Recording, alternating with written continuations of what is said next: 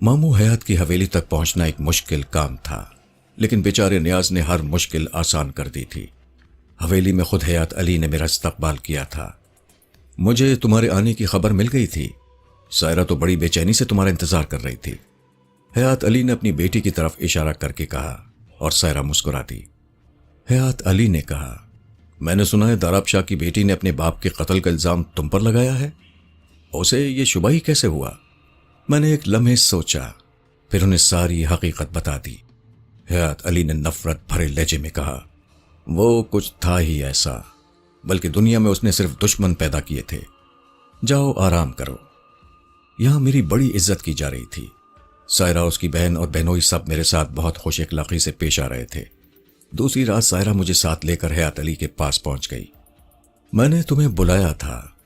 असल में एक मुश्किल पेश आ गई है। मैं तुम्हें वो बता रहा हूं जो कोई किसी को नहीं बताता। उस दाराब शाह को मैंने कत्ल कराया था। उससे मेरी बहनों का झगड़ा चल रहा था। उसे खत्म करा देना मेरी मजबूरी बन चुकी थी। लेकिन जिस ससुरे ने मेरा यह काम कराया था वो पकड़ा गया। उसने जबान खोल दी है। डीएसपी जमान खान इस केस पर काम कर रहा है। उसके बारे में मुझे पता चला है कि वो दाराब शाह का कजन है। मुझे शुबा है कि यहां रेड हो सकता है। अभी हयात अली ने इतना ही कहा था कि बाहर से दौड़ो भागो पकड़ो की आवाजें सुनाई देने लगी और हयात अली मुंह खोल कर रह गया। सायरा भी सकते में रह गई थी। फिर कुछ पुलिस वाले घर में घुस आए। उनमें कुछ आला अफसरान भी थे। एक कवी हैकल शख्स की वर्दी पर डीएसपी के बैच लगे हुए थे। मुझे इस हवेली के एक एक फर्द की गिरफ्तारी की हिदायत मिली हैं। आप सब जेर हिरासत हैं। पुलिस के जवानों ने हमें तहवील में ले लिया। फिर हयात अली को अलग और सबको अलग दूसरी गाड़ियों में बिठाया गया और ये गाड़ियां हमें लेकर चल पड़ी। मेरा सारा वजूद सनसनी का शिकार था। डीएसपी जमान खान ने मुझे हयात अली के हवाले से पकड़ा था और हमारे साथ नरमी भी नहीं बरती जा रही थी। अगर कहीं उसे मेरी मालूमात हासिल हो जाती तो वो मेरा बड़ा बुरा हाल कर देगा। गाड़ियों का सफर बहुत देर तक जारी रहा। फिर न जाने क्या हुआ कि गाड़ियां रुक गईं। हालांकि जंगल था। गीदड़ों के बोलने की आवाजें आ रही थीं। गाड़ियों के रुकने की वजह समझ में नहीं आ सकी। अच्छा खासा सफर तय हो चुका था। थोड़े ही फासले पर कहीं दरिया बह रहा था। डीएसपी जमा को भी शायद गाड़ियों के रुकने की वजह मालूम नहीं थी। वो पहले बहुत जोर से चीखा, ओए क्या मुसीबत आ गई है? क्यों रुक गए? कोई जवाब नहीं मिला। तो फिर वो मालूमात हासिल करने के लिए नीचे उतरा। अचानक मेरी निगाह बाएं सम की तरफ उठ गई, जहां जमान खान का रिवॉल्वर रखा हुआ था। जमान खान ने यह रिवॉल्वर आराम से बैठने की वजह से निकाल कर रख लिया था और उतरते हुए उसे भूल गया था। अचानक मेरा जहन भग से उड़ गया। मैंने सायरा को आवाज दी, सायरा। सायरा चौंक कर मुझे देखने लगी, फिर बोली, क्या? ये देखो। मैंने इशारा किया। मतलब? सायरा खुश्क होंठों पर जबान फेर कर बोली, चलें? कहां? कहीं भी, मैंने सरसराती आवाज में कहा और सायरा घबरा कर इधर उधर देखने लगी। आओ, मैंने कहा और रिवॉल्वर उठाकर कब्जे में ले लिया। सायरा भी तैयार हो गई थी। हम दोनों नीचे उतर आए। रात के तारीक माहौल में पुलिस की गाड़ियों के आसपास कुछ जिद्दोजहद हो रही थी। नीचे आते ही हमने दौड़ना शुरू कर दिया। असल में मुझे सबसे बड़ा खतरा यही था कि जब उन्हें मेरी असलियत मालूम हो गई तो हयात अली वगैरह सब पीछे रह जाएंगे और मेरे खिलाफ कार्रवाई शुरू हो जाएगी। एक लम्हे में उन्हें यहां के खतरे का इल्म हो गया और चीख पुकार मचने लगी। टॉर्च की रोशनियां चारों तरफ गर्दिश करने लगीं। फिर अचानक फायरिंग शुरू हो गई। किसी टॉर्च की रोशनी में हमें दरिया नजर आया और इसके अलावा चाराए कार क्या था कि हम दरिया में छलांग लगा दें। गोलियां हमारे ऊपर से गुजर रही थी। हम दोनों दरिया के दूसरे किनारे की तरफ तैरने लगे। सायरा किसी तरह मुझसे पीछे हटती रही थी। उस वक्त सायरा ने एक बेहतरीन साथी होने का सबूत दिया था और किसी भी मरहले पर यह एहसास नहीं होने दिया था कि वो लड़की है। कुछ लम्हे बाद हम दूसरे किनारे पर पहुंच गए और फिर दरिया से निकलकर खड़े हो गए। क्या तुम ठीक हो सायरा? मैंने सवाल किया। हाँ, उसने जवाब दिया और मैं उसका हाथ पकड़कर आगे बढ़ने लगा। दरिया के किनारे घने दरख्तों का यह सिलसिला कुछ ही दूर जाकर खत्म हो गया। अब हमारे सामने एक वसी वीराना था जिसमें चा बजा तारीख धब्बों की सूरत झाड़ियां, इक्का दुक्का दरख्त और खाइयां नजर आ रही थीं। उस वीराने के इख्तिताम पर पहाड़ियों का एक सिलसिला था जिनकी चोटियां तारों भरे नीम रोशन आसमान के मुकाबिल वाज़ेह तौर पर नजर आ रही थीं। उस वसी और नाहमवार मैदान में सफर करना खतरे से खाली नहीं था। गो कि रात तारीक थी, मगर तारों की मध्यम लौ में हमारे तारीक हैवलों को देख लिया जाना मुमकिन नहीं था। लेकिन हम दरख्तों के साए में भी नहीं रह सकते थे। दरख्तों का ये तवील सिलसिला दरिया के किनारे किनारे दूर तक चला गया था और हमारी खोज में निकलने वाले यकीनन इस तारीक किनारे को कंगालने के इरादे से निकले थे।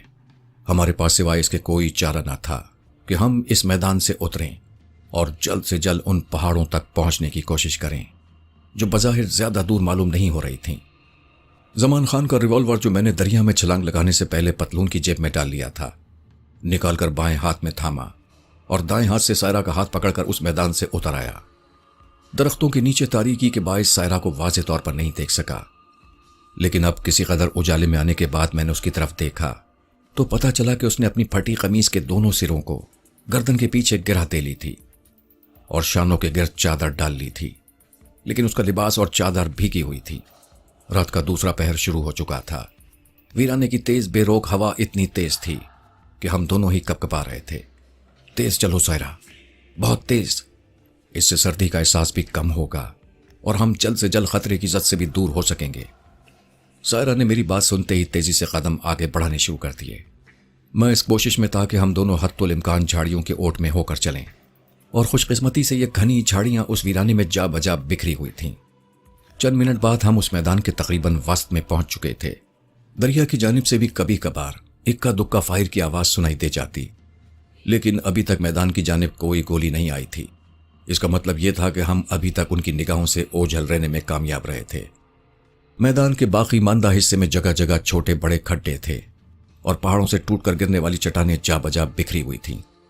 दरिया के किनारे से अब हम इतनी दूर आ चुके थे कि वहां से कोई शख्स दूरबीन की मदद के बगैर हमें नहीं देख सकता था।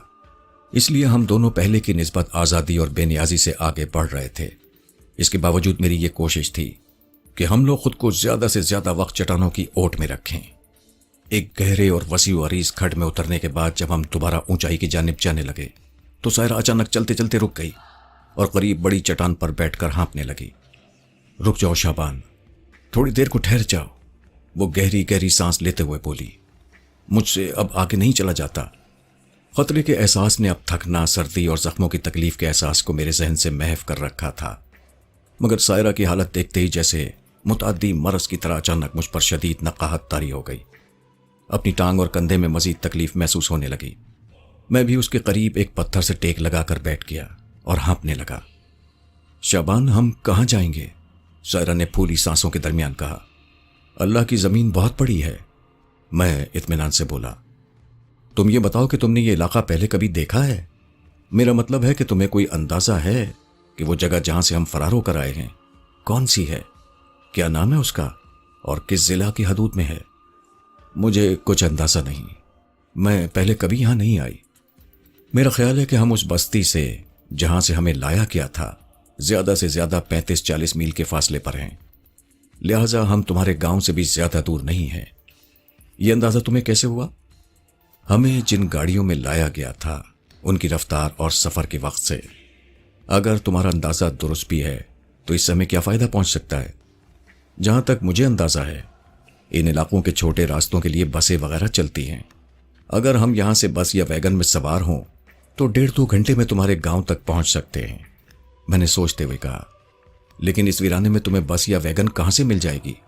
मेरा अंदाजा इस मैदान के इख्तिताम पर जो पहाड़ियां हैं उनकी दूसरी तरफ कोई सड़क मौजूद है। एक तो तुम बैठे बैठे अटकल पच्चू अंदाजे बहुत लगाते रहते हो, सायरा तेजी से बोली। तुम्हें यह अंदाजा कैसे हुआ कि इन पहाड़ियों के पीछे सड़क मौजूद है?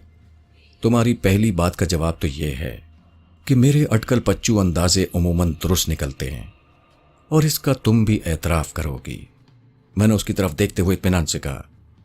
दूसरी बात का जवाब यह है कि जब हम इस मैदान में सफर कर रहे थे तो मैंने गाड़ियों के पीछे रोशनियों को नमूदार होते, हरकत करते और फिर गायब होते देखा था। रोशनी यकीनन मुतहर्रिक गाड़ियों मसलन ट्रकों या बसों की थी, और इतना तो तुम भी जानती हो कि गाड़ियां उमूमन सड़कों पर ही चला करती हैं। चलो फर्ज किया कि तुम्हारा अंदाजा दुरुस्त है और उन पहाड़ियों के पीछे वाकई कोई सड़क मौजूद है और ये भी कि उसमें बसें चलती हैं, मगर हम उन बसों पर सफर कैसे करेंगे? क्या हमारे पास कोई पैसा टका मौजूद है? बात यह है सायरा बेगम کہ حالات و واقعات اور حادثات اور تجربات نے مجھے خاصا دور اندیش بنا دیا ہے۔ میں نے شوخی سے کہا، میں دراصل اپنے اور سائرہ کے اعصاب کو تناؤ اور اضطراب کو کم کرنا چاہتا تھا جو پچھلے چند گھنٹوں سے ہمارے دل و ذہن کو جکڑے ہوئے تھے۔ میں نے لہجے کی شگفتگی برقرار رکھتے ہوئے کہا، مس سائرہ کہ آج ہم جب صبح جنگل کی سیر کے لیے نکل رہے تھے، میں نے احتیاطاً اپنا بٹوا اٹھا کر جیب میں ڈال لیا تھا اور ابھی ٹٹول کر میں نے دیکھ لیا ہے کہ وہ بٹوا میری پینٹ کی جیب میں موجود ہے، اور بات یہ ہے کہ اس میں موجود پونجی 60-70 روپے سے زیادہ نہیں ہے، لیکن میرا خیال ہے کہ اس رقم سے ہم دونوں تمہارے گاؤں تک ضرور پہنچ جائیں گے۔ لیکن گاؤں جا کر ہم کیا کریں گے؟ اس لیے کہ وہاں تمہاری حویلی میں یقیناً تمہارا کچھ نہ کچھ ذاتی سرمایہ موجود ہوگا، اور نہیں ہوگا تو اشر بھائی یا تمہاری حنا باجی سے کچھ رقم ادھار لے لیں گے، اور اس رقم سے ہم کچھ عرصہ کسی محفوظ جگہ مثلا لاہور، راولپنڈی یا کہیں اور۔ ٹھہرو شابان، سائرہ نے میری بات کاٹی، تم شاید بھول گئے کہ ہماری حویلی کی ابھی تک نگرانی ہو رہی ہوگی، ہم اس میں داخل کیسے ہوں گے؟ نہیں سائرہ، میں یہ بات نہیں بھولا ہوں، لیکن میرا خیال ہے کہ ان احمق نگرانوں کو جل دینا یا ان پر قابو پانا زیادہ مشکل نہ ہوگا۔ اس کے علاوہ ہم حویلی میں داخل ہونے کے لیے وہی راستہ اختیار کریں گے جس سے ہم نکلے تھے۔ میرا مطلب سرنگ والے راستے سے ہے۔ ارے ہاں، یہ تو میں بھول ہی گئی تھی۔ سائرہ کا لہجہ اچانک پرجوش ہو گیا۔ وہ نگراں تو یقیناً حویلی کے سامنے والے حصے پر نظر رکھے ہوئے ہوں گے۔ ہم بآسانی سرنگ والے راستے سے حویلی میں داخل ہو سکتے ہیں، اور میں یہ بھی تمہیں بتا دوں کہ ہمیں اشر بھائی یا باجی سے کوئی رقم مانگنے کی ضرورت پیش نہیں آئے گی۔ میرے کمرے میں خاصی بڑی رقم موجود ہے، اور وہ 100% میری ذاتی رقم ہے۔ اس سے ہم بآسانی لاہور جیسے شہر میں ہفتوں نہیں بلکہ مہینوں رہ سکتے ہیں۔ لاہور میں کیوں؟ میں نے پوچھا، کیا وہاں تمہارے کوئی رشتہ دار رہتے ہیں؟ رشتہ دار تو نہیں ہیں، لیکن وہاں میری ایک بہت پرانی اور عزیز سہیلی ثانیہ شاہ رہتی ہے۔ وہ مجھے کئی بار اپنے ہاں آنے اور رہنے کی دعوت دے چکی ہے۔ وہ مجھے دیکھ کر خوش ہوگی۔ تم اندازہ نہیں کر سکتے کہ اس کے گھر والے بہت اچھے ہیں، بہت نستعلیق قسم کے لوگ ہیں، اور وہ خود تو اتنی اچھی اور حسین ہے کہ اس پر عاشق ہونے کے سوا تمہارے پاس کوئی چارہ نہ ہوگا۔ اچھا دیکھیں گے تمہاری اس حسینہ عالم کو بھی۔ فی الحال یہاں سے نکلنے کی کرو۔ میں نے بات بدلتے ہوئے تیزی سے کہا، ایسا نہ ہو کہ دشمن ہمارا پیچھا کرتا ہوا یہاں تک پہنچ جائے اور یہ سارے منصوبے دھرے کے دھرے رہ جائیں۔ ہم اس گھاٹ سے نکلے اور تھوڑی ہی دیر میں پہاڑی تک پہنچ گئے۔ پہاڑیاں اگرچہ زیادہ بڑی نہ تھیں، مگر ان پر جا بجا گھنی جھاڑیاں اور کہیں کہیں درخت نظر آ رہے تھے۔ ہم پہاڑی کے اوپر پہنچے تو فوراً ہی ہمیں وہ سڑک نظر آ گئی جو دوسری طرف پہاڑی کے بالکل قریب سے گزر رہی تھی۔ سائرہ نے پلٹ کر مجھے دیکھا اور سلیوٹ مارتے ہوئے بولی، مان گئے حضور آپ کو، آپ کے اٹکل پچو اندازے واقعی 100% درست نکلے۔ ہم دونوں ایک دوسرے کا ہاتھ تھام کر دوسری طرف اترنے لگے، مگر سڑک کے بجائے اس سے چند قدم ادھر پہاڑی کے ڈھلان پر اگے ہوئے درخت سے ٹیک لگا کر بیٹھ گئے اور منتظر نظروں سے سڑک کی جانب دیکھنے لگے۔ بہت دیر گزر گئی۔ اس دوران کئی ٹرک اور کاریں ہمارے سامنے سے گزری، لیکن دوسری طرف سے کوئی گاڑی آتی دکھائی نہ دی۔ تب اچانک سائرہ نے کہا، ہم دونوں بھی نرے احمق ہیں۔ بولو ہاں؟ کیوں؟ میں نے تعجب سے اس کی طرف دیکھا۔ اس لیے کہ مسٹر شابان، ہم دونوں کو یہ بات یاد نہیں رہی کہ اس علاقے میں غروب آفتاب کے بعد کوئی بس یا ویگن نہیں چلتی، جبکہ اس وقت آدھی رات ہو چکی ہے۔ اب ہمیں صبح سویرے سے پہلے کوئی بس نہیں مل سکتی۔ یہ تو بہت گڑبڑ ہو گئی۔ ہم رات کہاں گزاریں گے؟ میں نے تشویش سے کہا۔ یہیں پہاڑی پر؟ یہاں؟ میں نے تعجب سے اس کی طرف دیکھا۔ مارے سردی کے اکڑ کر لاش ہو جائیں گے صبح تک۔ نہیں، ادھر پہاڑی کی چوٹی پر میں نے دیکھا تھا ایک جگہ بہت ہی بڑی بڑی چٹانیں تھیں، ان کی اوٹ میں یقیناً ہوا نہیں لگے گی۔ آؤ چلیں۔ ہم دونوں ہانپتے ہوئے دوبارہ اوپر کی طرف چل دیے۔ ہم ایک چٹان سے ٹیک لگا کر اور ٹانگیں پسار کر بیٹھ گئے۔ سائرہ کا سر کچھ ہی دیر بعد لڑک کر میری گود میں آ گرا، مگر مجھے دیر تک نیند نہ آ سکی۔ میری آنکھ کھلی تو چاروں طرف دن کا اجالا پھیلا ہوا تھا۔ سائرہ میرے قریبی مٹی کے فرش پر بے سود پڑی ہوئی تھی۔ میں نے اسے جھنجھوڑ کر جگایا۔ سائرہ کی چادر سے ہم دونوں نے اپنے چہروں پر جمی ہوئی گرد کو صاف کیا، ہاتھوں کی مدد سے بال سنوارے اور پہاڑی سے اتر کر سڑک پر آ گئے۔ کچھ ہی دیر میں دائیں طرف سے ایک بس آتی دکھائی دی۔ میں نے ہاتھ سے اشارہ کیا تو وہ بس ہمارے قریب آ کر رک گئی۔ دروازے پر کھڑے کنڈکٹر سے پوچھنے پر پتا چلا کہ یہ بس سائرہ کے گاؤں تک جاتی ہے۔ हम फौरन बस में सवार हो गए। तकरीबन 2 घंटे बाद बस ने हमें सायरा के गांव के स्टॉप पर उतार दिया, लेकिन दिन के उजाले में हम हवेली में दाखिल होने का रिस्क नहीं ले सकते थे। सायरा इसका हल पहले ही सोच चुकी थी। वो मुझे लेकर अपने एक मज़ारे के डेरे पर चली गई, जो गांव से तकरीबन मील भर दूर जुनूब में था। हम रात गए तक उस डेरे में रहे। फिर जब पहली रात गुजर गई तो हम वहां से निकलकर गांव की जानिब चल दिए। चंद ही मिनट के बाद गांव के करीब पहुंच गए। गांव में दाखिल होने से पहले हम खेतों में रुककर सूरत हाल का जायजा लेते रहे। बगौर देखने से मुझे ये अंदाजा हो गया कि 2 मुसल्लह अफराद हवेली की निगरानी पर मामूर हैं। उनमें से एक तो हवेली के सामने फाटक से कमोबेश 70-80 गज के फासले पर एक ही जगह खड़ा था, जबकि दूसरा सुस्त रवि से हवेली के चारों तरफ चक्कर लगा रहा था। मैंने सायरा का हाथ थामा और खेतों से निकलकर हम दबे पांव दरख्तों के उस झुंड की तरफ चल दिए जो हवेली के पिछवाड़े था और जिनके दरमियान खुफिया सुरंग का दहाना था। उस वक्त वो पहरेदार उन दरख्तों के करीब से गुजर कर बाएं तरफ जा रहा था। जैसे ही वो हवेली के नुक्कड़ से मुड़कर आंखों से ओझल हुआ, मैंने सायरा को इशारा किया और वो तेज कदमों से दौड़ती हुई दरख्तों के झुंड में दाखिल हो गई। तय ये पाया था कि सायरा हवेली में अकेली दाखिल होगी और मैं बाहर रहकर मुसल्ला निगरान पर नजर रखूंगा। मैं एक दरख्त के तने से टेक लगाकर खड़ा हो गया और पहरेदार के दूसरे राउंड का इंतजार करने लगा। तकरीबन 15 मिनट के बाद कोई हवेली की बाईं नुक्कड़ के करीब आता हुआ महसूस हुआ। मैंने सांस रोक ली और दरख्त के तने से जरा सा सर निकालकर उसकी तरफ देखने लगा। दरख्तों के नीचे गहरी तारीकी थी, इसलिए मेरे देख लिए जाने का कोई इम्कान नहीं था। लेकिन जब वो मुसल्ला शख्स दाएं तरफ से नमूदार होकर दरख्तों की जानिब बढ़ा तो मैं उसे वाज़े तौर पर देख रहा था। चंद सेकंड के बाद वो शख्स मेरे करीब से गुजरा और आगे बढ़ गया।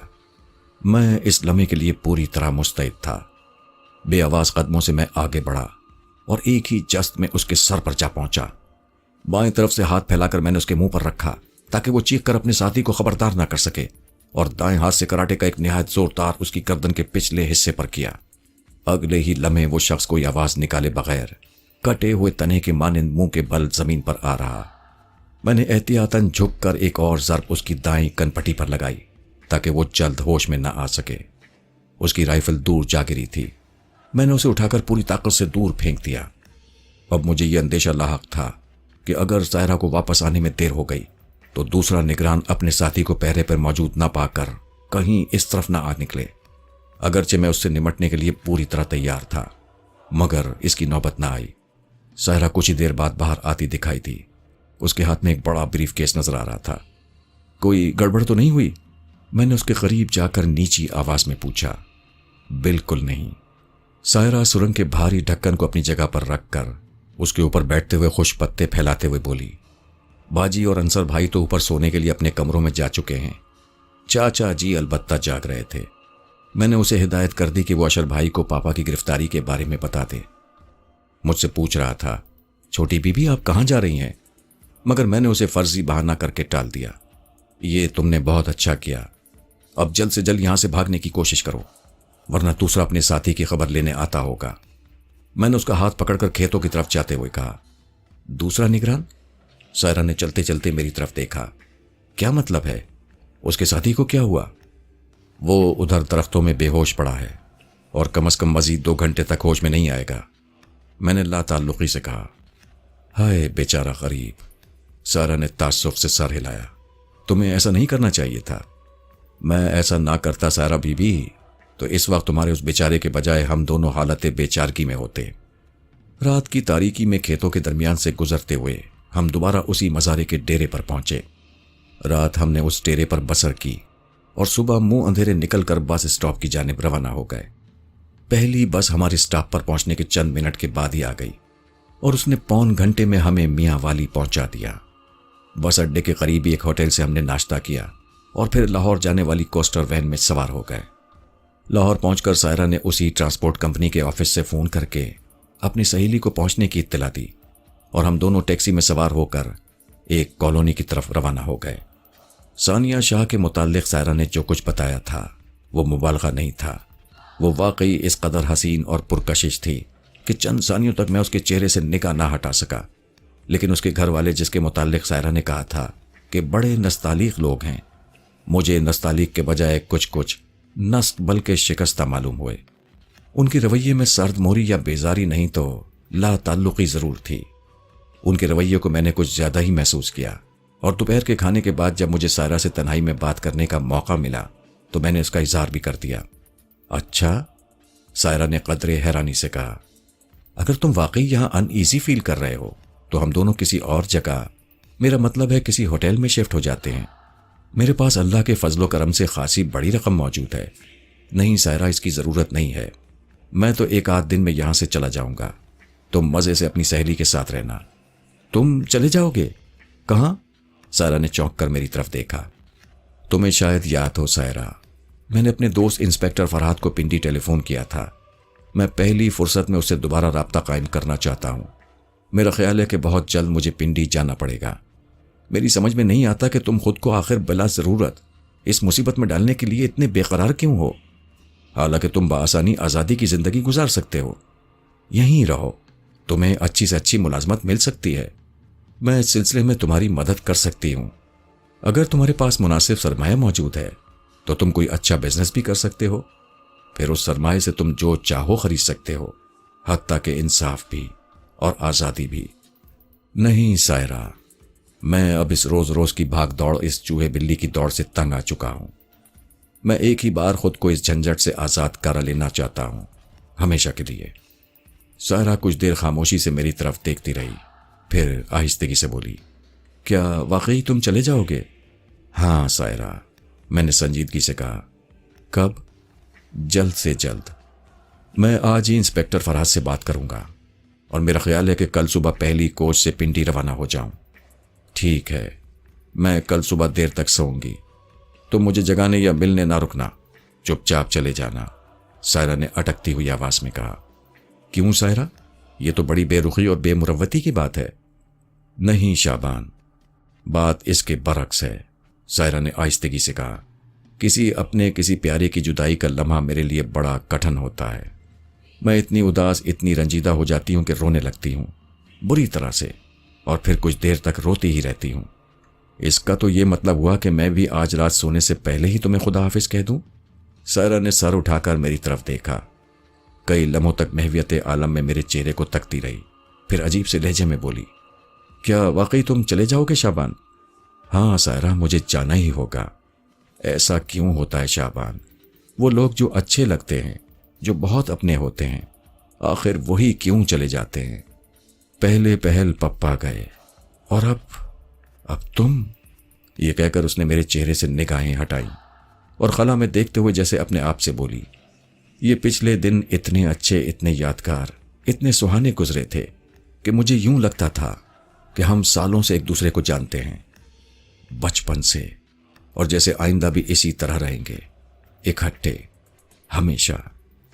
میں بھی تمہیں بہت مس کروں گا سائرہ۔ سائرہ نے بے اختیار میرا ہاتھ اپنے ہاتھ میں تھام لیا اور میری آنکھوں میں دیکھتے ہوئے التجا آمیز لہجے میں بولی، پھر آؤ گے نا مجھ سے ملنے؟ کیوں نہیں، ضرور آؤں گا۔ وعدہ؟ ہاں وعدہ، یوں نہیں، قسم کھاؤ۔ جس کی کہو قسم کھا سکتا ہوں۔ سائرہ نے نظریں میرے چہرے پر جما دیں، اس کی اداس آنکھوں میں شرارت جگمگا رہی تھی۔ قسم کھاؤ؟ او میرے خدا، تم نے میرا آنا یقینی بنا لیا ہے۔ ٹھیک ہے، میں نے ہار مانتے ہوئے کہا۔ سائرہ کے چہرے پر کسی قدر طمانینت کا احساس ابھرا۔ چند سیکنڈ کی خاموشی کے بعد کہنے لگی، تم کل ویگن سے نہیں، ہوائی جہاز سے جاؤ گے؟ میں بڑی امیر ہوں فی الحال۔ سرمایہ تو میرا بھی یہاں کے ایک بینک میں جمع ہے، مگر مشکل یہ ہے کہ فی الحال میرے پاس اس بینک کی چیک بک نہیں ہے۔ بہرحال میں وعدہ کرتا ہوں، پنڈی پہنچتے ہی یہ رقم واپس کر دوں گا۔ دیکھو شعبان، سائرہ نے کہا، جسے میں اپنا سمجھوں، اگر وہ مجھ سے اس طرح کی غیریت برتے تو میں بے تکلف چانٹا مار دیا کرتی ہوں۔ اوکے اوکے اوکے، میں ہاتھ اٹھاتے ہوئے بولا۔ اس شام میں نے انسپیکٹر فرحات کو فون کیا۔ اس نے حسب توقع جدید اور نامانوس صلواتیں سنانے کے بعد فی الفور پنڈی پہنچنے کی ہدایت کی۔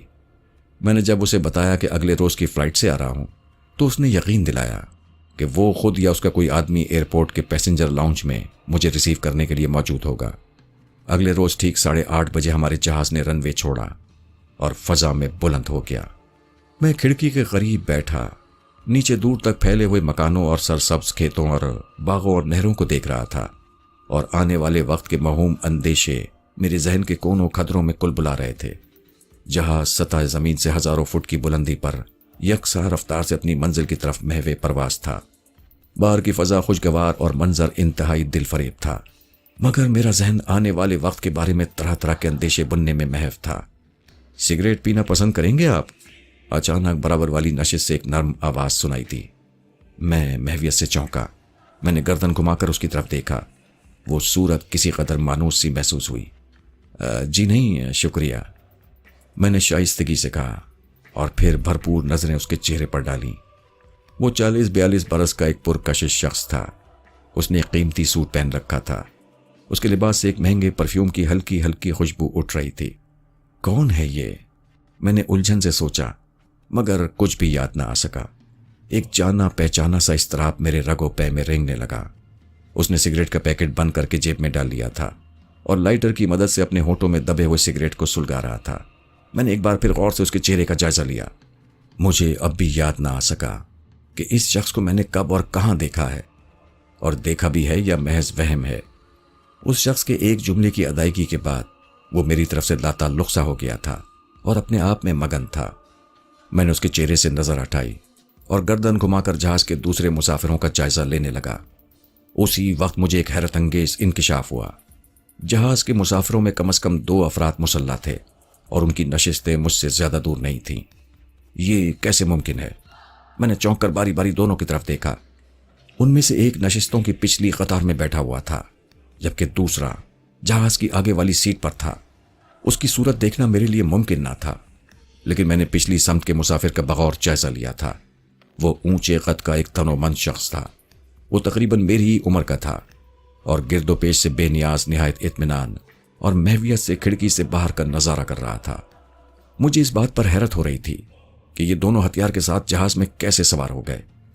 چند برس پیشتر PIA کا طیارہ اغوا کیا گیا تھا اور تب سے مسافروں کے سامان کی سخت چیکنگ کی جاتی تھی، لیکن یہ دونوں مسافر بلا شبہ ہتھیاروں سے مسلح تھے اور میری نظروں کے سامنے جہاز کے اندر موجود تھے۔ یہ یقیناً حیرت کی بات تھی، اور اس سے زیادہ حیرانی اور الجھن مجھے یہ سوچ کر ہو رہی تھی کہ یہ دونوں آخر ہیں کون اور ان کا مقصد کیا ہے۔ میں اپنی الجھنوں میں کھویا ہوا تھا کہ اچانک ایک اور حیران کن بات ہوئی۔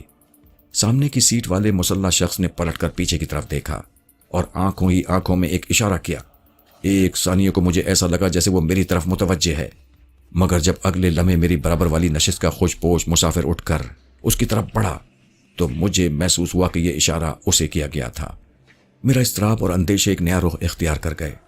یہ دونوں مسلح افراد، ان کا ایک ساتھی، میری طرف معنی خیز انداز میں دیکھ رہے تھے، پھر ایک مانوس صورت شخص کا میرے برابر والی سیٹ پر موجود ہونا، اور پھر اچانک ایک معنی خیز اشارہ پا کر اس مسلح شخص کی طرف جانا۔ سب کچھ انتہائی پراسرار اور الجھا دینے والا تھا۔ کوئی نہ کوئی گڑبڑ ضرور تھی۔ میرا ساتھی مسافر چند لمحوں تک اس مسلح شخص سے باتیں کرتا رہا، پھر اطمینان سے واپس اپنی نشست کی طرف آ گیا۔ میری نگاہیں اس کے چہرے پر جمی ہوئی تھیں، مگر اس کے چہرے پر کوئی خفیف سا تاثر اور آنکھوں میں کوئی غیر معمولی چمک دکھائی نہ دی۔ وہ قطعی مطمئن اور اپنے خیالوں میں گم دھیرے دھیرے چلا آ رہا تھا۔ جب وہ میرے بالکل قریب آیا تو شاید میری تیز اور متجسس نگاہوں کو محسوس کر کے ذرا ٹھٹکا، لیکن دوسرے ہی لمحے ایک شائستہ مسکراہٹ اس کے ہونٹوں پر نمودار ہوئی اور وہ اپنی نشست پر بیٹھتے ہوئے مجھ سے مخاطب ہوا۔ کیا بات ہے پارٹنر؟ کچھ پریشان سے لگ رہے ہیں آپ؟ نہیں تو، میں مسکرایا۔ ایسی تو کوئی بات نہیں ہے۔ خیر کوئی بات تو ضرور ہے۔ وہ اطمینان سے نشست پر ٹک گیا۔ اگر پریشان نہیں تو بور یقیناً ہو رہے ہیں۔ یہ آپ نے کیسے جانا؟ آپ کے انداز سے، وہ میرے چہرے پر نظریں جمائے ہوئے بولا۔ آپ بہت کھوئے کھوئے ہیں، بلکہ نروس سے لگ رہے ہیں۔ جب سے سفر شروع ہوا ہے کسی گہری سوچ میں کھوئے ہوئے ہیں یا کبھی کبھی چونک کر ادھر ادھر دیکھنے لگتے ہیں؟ معاف کیجیے، ہو سکتا ہے بہت ذاتی نوعیت کی وجہ ہو، لیکن اگر آپ مناسب سمجھیں تو مجھے بتائیں کہ کیا پریشانی ہے۔ ممکن ہے کہ میں آپ کے کسی کام آ سکوں؟ نہیں جناب، ایسی کوئی خاص پریشانی نہیں ہے مجھے، میری عادت ہی کچھ ایسی ہے۔ میں نے بات بنائی۔ عادت کی بھی خوب کہی، وہ اپنے مخصوص پر اطمینان انداز سے بولا۔ سنجیدہ مزاج یا خاموش طبع ہونا عادت ہو سکتی ہے، مگر آپ تو کچھ نروس اور ہراساں معلوم ہو رہے ہیں۔ ابھی آپ مجھے ایسی نظروں سے دیکھ رہے تھے جیسے کوئی مفرور مجرم کسی پولیس والے کو دیکھتا ہے۔ میں نے چونک کر اس کی طرف دیکھا، مگر وہ میری طرف متوجہ نہیں تھا۔ ایسی کوئی بات نہیں ہے حضور، میں نے مسکراتے ہوئے کہا۔ میں دراصل آپ کو پہچاننے کی کوشش کر رہا تھا۔ نہ جانے کیوں مجھے ایسا لگ رہا ہے جیسے میں نے پہلے آپ کو کہیں دیکھا ہے، مگر کہاں؟ یہ معمہ حل نہیں ہو رہا ہے۔ شاید آپ میری اس الجھن کو حل کر سکیں۔ اس میں الجھنے یا پریشان ہونے کی کیا ضرورت ہے؟ وہ اپنے کوٹ کے کالر کو جھاڑتے ہوئے بولا۔ آپ نے یقیناً مجھے دیکھا ہوگا، میرا مطلب ہے تصویر دیکھی ہوگی میری اخبارات میں، یا ہو سکتا ہے کبھی ٹی وی پر دیکھا ہو۔ اخبارات؟ T V? میں نے چونک کر اس کی طرف دیکھا۔ آپ کون ہیں؟ میرا مطلب ہے کہ آپ کا نام کیا ہے؟ میرا نام علی احتشام ہے، اس نے ایک بار پھر میری جانب دیکھے بغیر کہا۔ اوہ علی احتشام، میں نے سر ہلاتے ہوئے کہا۔ آئی ایم سوری، میں آپ کو فوراً پہچان نہ سکا۔ میں نے واقعی آپ کی تصاویر اخبارات میں دیکھی ہیں۔ میں نے مسافے کے لیے اس کی طرف ہاتھ بڑھایا۔ نیور مائنڈ مسٹر شابان علی، میں نے بے ساختگی سے کہا۔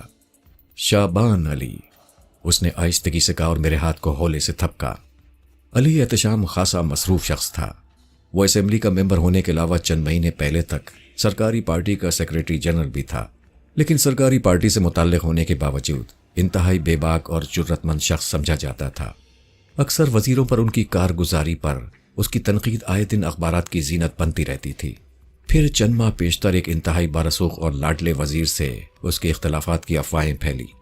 کچھ ہی دنوں بعد اسے پارٹی کی سیکریٹری شپ سے ہٹا دیا گیا۔ گو اس نے ابھی تک سرکاری پارٹی کو نہیں چھوڑا تھا، مگر ایک عام افواہ تھی کہ جلد ہی وہ حزب اختلاف کی ایک پارٹی میں شمولیت کا اعلان کرنے والا ہے۔ میں نے پچھلے دنوں آپ کے بارے میں خاصا گرما گرم خبریں اور تبصرے سنے ہیں۔ کیا ارادے ہیں آپ کے مستقبل کے؟ Please mister Shaban, no politics, وہ ہاتھ اٹھاتے ہوئے شگفتگی سے بولا۔ کوئی اور بات کیجیے۔ مثلاً؟ میرا اضطراب اب پوری طرح دور ہو چکا تھا اور مستقبل کے بارے میں اندیشے بھی میرے ذہن سے محو ہو گئے تھے۔ مثلاً یہ کہ موسم کیسا ہے، یا مثلاً یہ کہ آپ کون ہیں، کہاں سے آ رہے ہیں، کہاں جا رہے ہیں، اور مثلاً یہ کہ آپ اتنے پریشان کیوں لگ رہے ہیں۔ میں آپ کو بتا چکا ہوں احتشام صاحب کہ مجھے ہرگز کوئی پریشانی نہیں ہے۔ ایک الجھن تھی آپ کے بارے میں، وہ آپ نے دور کر دی ہے، باقی سب خیریت ہے۔ سب خیریت نہیں ہے، علی احتشام نے میری طرف دیکھے بغیر زیر لب جیسے اپنے آپ سے کہا، پھر اچانک نظریں میرے چہرے پر جمائیں اور کہنے لگا، کوئی نہ کوئی شدید پریشانی ضرور لاحق ہے آپ کو۔ اور مسٹر شابان، ایک پریشان بلکہ ایک الجھن مجھے بھی لاحق ہو گئی ہے، ابھی ابھی آپ کا نام سن کر۔ نام سن کر؟ میں نے چونک کر کہا۔ ہاں شابان، مجھے ایسا لگتا ہے میں نے یہ نام شابان پہلے کبھی سنا ہے، اور شاید آپ کی صورت، میرا مطلب ہے کہ آپ کی تصویر بھی پہلے کبھی دیکھی ہے، مگر یاد نہیں۔ شاید یہ میرا وہم ہو، شاید نہیں۔ یقیناً کیسے احتشام صاحب؟ میں نے اپنا اندرونی اضطراب دباتے ہوئے تیزی سے کہا۔ میں آپ کی طرح کوئی مشہور ہستی تو ہوں نہیں جو آپ نے میرا نام کہیں اخبار میں دیکھا ہو، اور جہاں تک میری یادداشت کام کرتی ہے، بچپن سے لے کر اب تک میری تصویر بھی کسی اخبار یا رسالے میں نہیں چھپی۔ یہ یقیناً آپ کا وہم ہے، میں تو بہت معمولی اور قطعی گمنام شخص ہوں۔ آپ ٹھیک کہہ رہے ہیں، شاید یہ میرا وہم ہی ہوگا، اس نے بات ختم کرنے کے انداز میں کہا۔ یہ دونوں حضرات شاید آپ کے باڈی گارڈز ہیں، بے ساختہ میرے ہونٹوں سے نکلا، مگر دوسری لمحے مجھے اپنی غلطی کا احساس ہو گیا۔ یہ ایک خطرناک سوال تھا اور بلا شبہ ایک سنگین غلطی تھی۔ Body guard? علی احتشام نے چونک کر میری طرف دیکھا۔ میرا مطلب اس شخص سے ہے جس کے پاس آپ ابھی اٹھ کر گئے تھے۔ وہ دراصل بات یہ تھی کہ جب آپ جہاز میں سوار ہو رہے تھے تو میں نے دیکھا کہ 2 آدمی آپ کے ساتھ ساتھ تھے، اور آپ شاید ان سے باتیں بھی کر رہے تھے۔ میں نے اندھیرے میں تیر چلایا۔ خیر، میرے ساتھ تو 2 سے زیادہ آدمی تھے، لیکن آپ نے ہمیں کہاں دیکھ لیا؟ علی احتشام کی تیکھی نظریں نوکیلے تیروں کی مانند میری آنکھوں میں پیوست ہونے لگیں۔ جہاں تک مجھے یاد ہے آپ میرے سوار ہونے سے کم از کم 3-4 منٹ کے بعد جہاز میں داخل ہوئے تھے، اس نے چند ثانیے توقف کے بعد کہا۔ میں اس وقت پیسنجر لاؤنج سے نکل کر رن وے کی طرف آ رہا تھا۔ اس وقت میں نے آپ کو دیکھا تھا، نظر بہت تیز ہے آپ کی۔ علی احتشام نے معنی خیز مسکراہٹ کے ساتھ کہا۔ چند ثانیے خاموش رہنے کے بعد اگلی نشستوں کی جانب اشارہ کرتے ہوئے بولے، وہ صاحب جو وہاں ہیں میں ابھی مل کر آ رہا ہوں۔ وہ میرا باڈی گارڈ نہیں بلکہ ایک قابل احترام دوست ہیں۔ ان کے بڑے بھائی پنجاب اسمبلی کے رکن ہیں۔ زیری پنجاب کے ایک بڑے اور معروف جاگیردار گھرانے سے تعلق ہے ان کا۔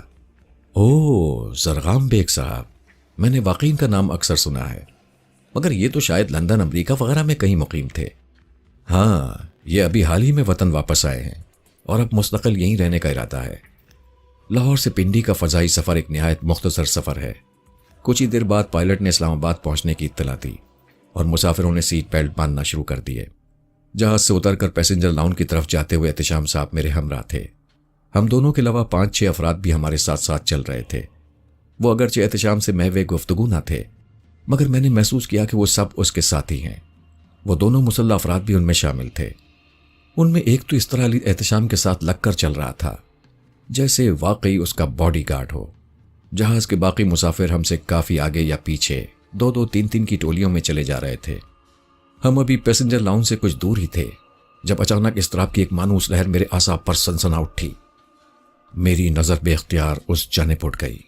وہ لوگ تعداد میں 10-12 سے کم نہ تھے۔ گو وہ سب سادہ لباس میں تھے، لیکن ان کی صورت اور انداز سے اور ہیئر کٹ سے اندازہ ہوتا تھا کہ ان کا تعلق کسی سرکاری ایجنسی سے ہے۔ وہ بظاہر لا تعلقانہ انداز میں ادھر ادھر دیکھنے اور ایک دوسرے سے باتیں کرتے ہوئے دھیرے دھیرے آگے بڑھ رہے تھے، مگر ان کا رخ ہماری طرف تھا، اور جب بھی کنکھیوں سے وہ ہماری جانب دیکھتے مجھے ان کی نظریں اپنے چہرے پر مرکوز محسوس ہوتی۔ میں نے مستعدی سے گرد و پیش کا جائزہ لیا۔ پیسنجر لاؤنج اب بھی ہم سے کم و بیش 30-35 گز کے فاصلے پر تھا، اور انسپیکٹر فرحات کا کہیں پتہ نہ تھا۔ یہ کون لوگ ہیں؟ میں نے الجھن سے سوچا۔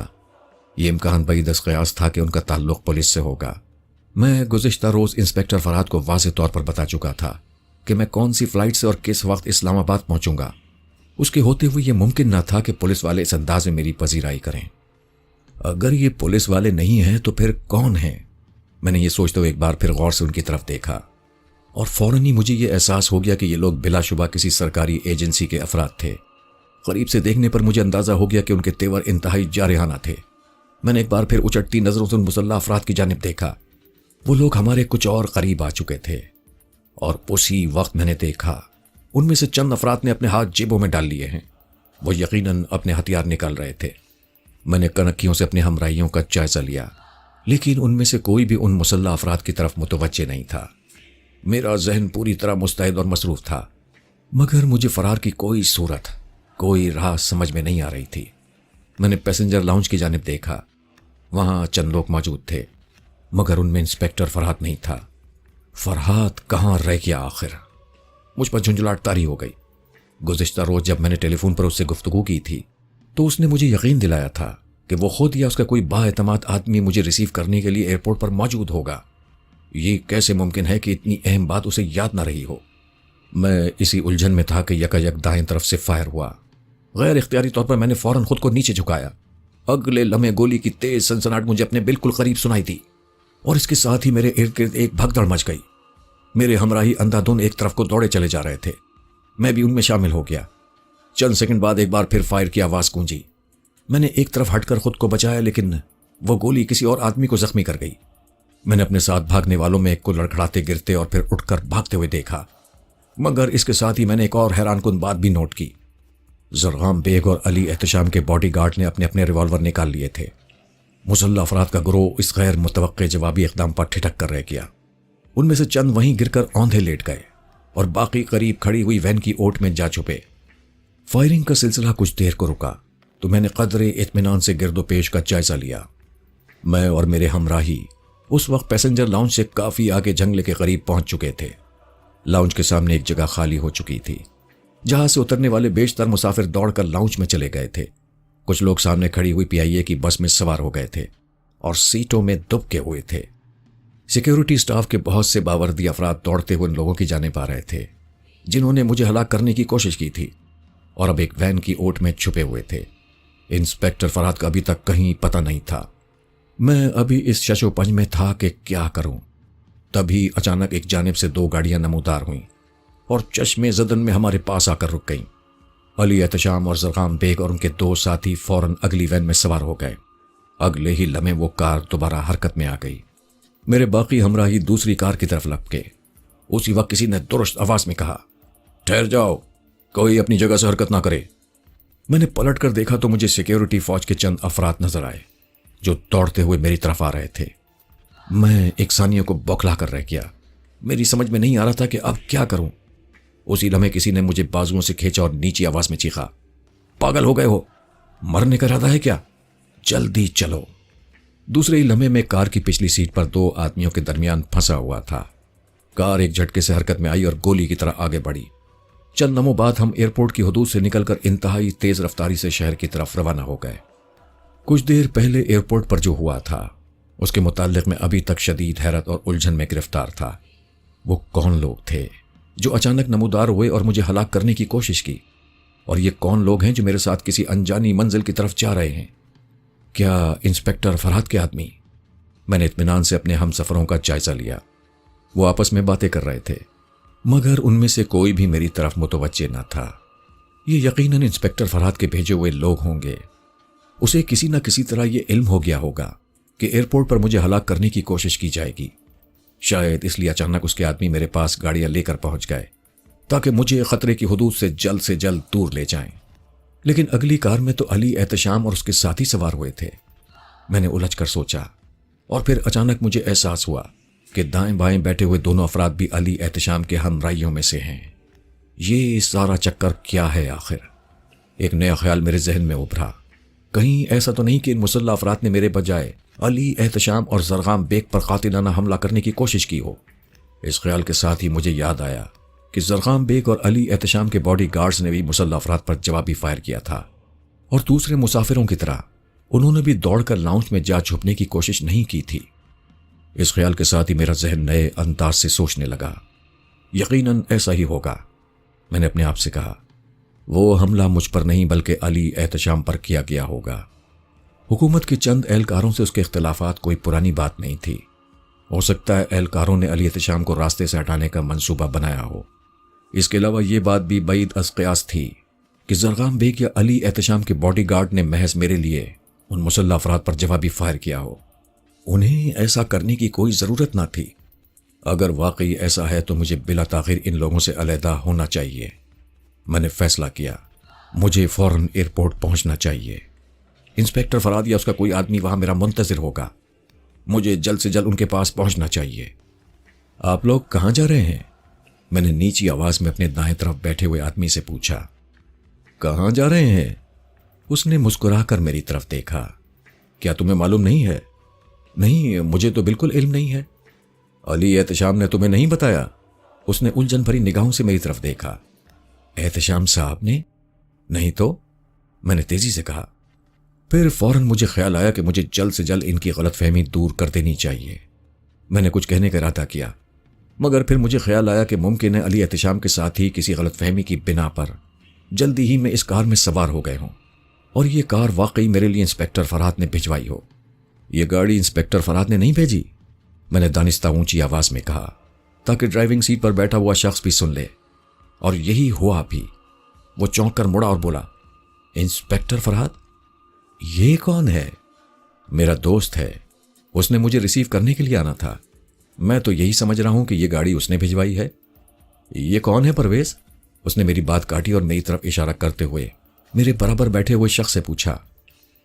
میں نہیں جانتا، میں تو یہ سمجھ رہا تھا کہ علی احتشام کے ساتھیوں میں سے ہے۔ یہ جہاز میں بھی ان کے ساتھ بیٹھا ہوا تھا، یہ دونوں باتیں کر رہے تھے، پھر جہاز سے اتر کر بھی یہ ہم لوگوں کے ساتھ ہی آیا تھا۔ میں تو یہی سمجھا کہ آپ لوگوں کو کوئی غلط فہمی ہوئی ہے، میں نے تیزی سے کہا۔ علی احتشام صاحب سے میرا تعارف جہاز ہی میں ہوا تھا، میں ان کا ساتھی ہرگز نہیں ہوں۔ اوہ خدایا پرویز، تم بالکل احمق ہو، ڈرائیور نے میرے ساتھی سے کہا اور سامنے کی طرف نگاہ کرتے ہوئے بولا، اس سے پوچھو کہ یہ کون ہے اور علی احتشام سے اس کا کیا تعلق ہے۔